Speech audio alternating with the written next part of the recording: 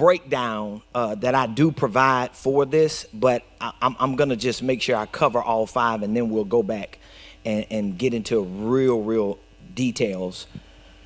So step 1, save a minimum of $1,000 up to 1 month of total household expenses.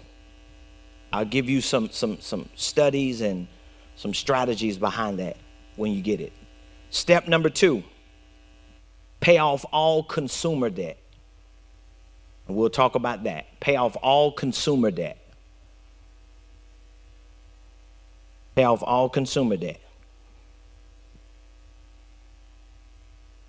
Number 3, save 6 to 12 months of total household expenses.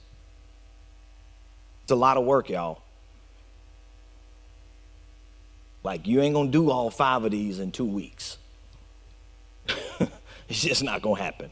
Save 6 to 12 months of total household expenses.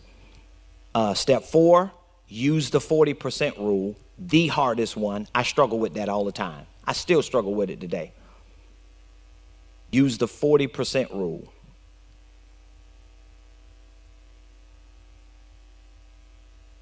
And step 5, get wealthy, be a blessing, and build a legacy of wealth.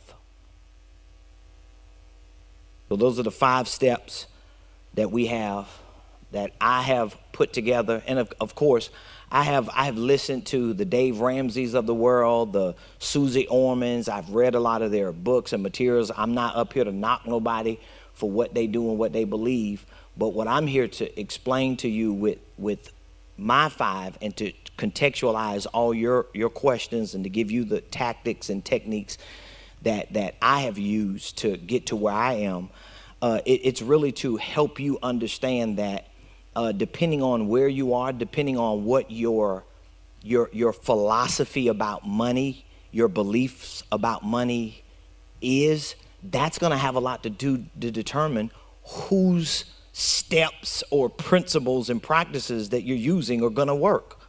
Because if you don't share the same philosophies and the same views and perspectives that someone has, and you try to implement their system, it's just not going to work. Or if you work it, but you know deep down inside, you want way more than the limitations that they have put on you with those systems or principles, you're going to find yourself out of alignment, and you're going to be at war with yourself. Okay, so do we have all 5? Okay, number 1 is what? Save a minimum of $1,000 up to 1 month of total household expenses. Number 2, pay off all consumer debt. Number 3, save 6 to 12 months of total household expenses. Number 4, use the 40% rule. Number 5, get wealthy, be a blessing, and build a legacy of wealth. So let me go over a few of the topics that were given to me that some of you suggested that you wanted to learn about. Number 1, tithing. So I think we're all clear on tithing, right? If we're not clear on tithing, we just need to understand that you're not going to use worldly principles and not honor biblical principles and think you're going to get results. Tithing is a biblical principle, but it's really based on a spiritual relationship you have with God, and a revelation that you have received because of that relationship.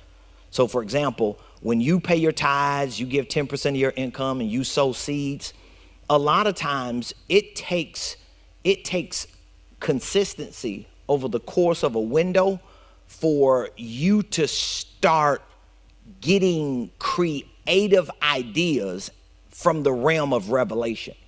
So it's a spiritual dynamic, because for years, my wife and I, we've always paid our tithes. My wife is like a stickler with that anyway. I, from the hood, would have had those moments where I'd have been like, God, I owe you. So I just, make it up on the other side. My wife like, no, dog, you just ain't finna do it like that. So she's helped me. I got to be honest. She's helped me maintain an integrity with my tithing. But we know how it feels to go to church. And remember, we've been up under Mama and Papa Jones for 20 years.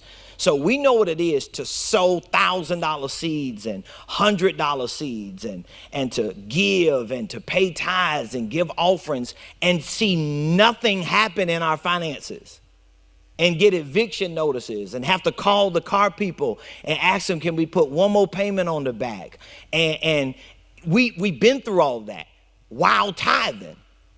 And I remember the first time, this is powerful with the principle of tithing. I remember the first time I went to God, I was so hurt, so disappointed. I was like, come on, man. Like, oh, Lord, I'm giving, I'm tithing. We broke, we struggling, we eating oodles and noodles. We about to get kicked out of our apartment. I'm preaching, I'm prophesying, I'm laying hands, I'm casting out devils, and I'm struggling. I didn't even have a cell phone at the time.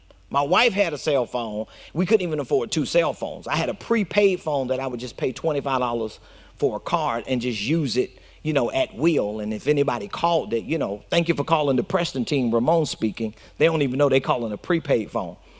And if they had to have a long conversation, I would have them call my wife because she had free minutes after 9. You just got to do what you got to do. But we did all this while we were tithing. And I remember the first time I went to God, and I just cried out to the Lord. I was like, man, we about to lose our apartment. I don't know what I'm going to do. And I heard the Lord say, you don't lack money, you lack strategy. And I remember he took me to one of the first scriptures I ever got a revelation from, and that was in Ecclesiastes, where Solomon says, wisdom is a defense and money is a defense. And the Lord began to show me that, oh, he equates wisdom with money. Wisdom is strategy. And so if wisdom is the defense and money is the defense, and both of them are, he equates both of them. He says wisdom is defense, money is defense. They're both a defense. They're both equated the same. So when I don't have wisdom, I subsequently what? Don't have money. So if I don't have money, it's because I don't have wisdom. It's not because I don't have integrity in my relationship with God. It just means my revelation, this is powerful, needs to be complemented with intelligence. You got to come back tomorrow to get the rest of that.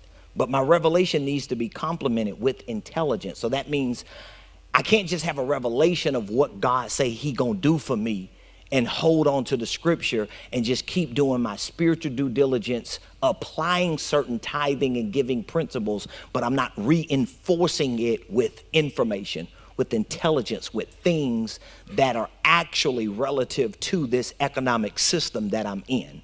Got it?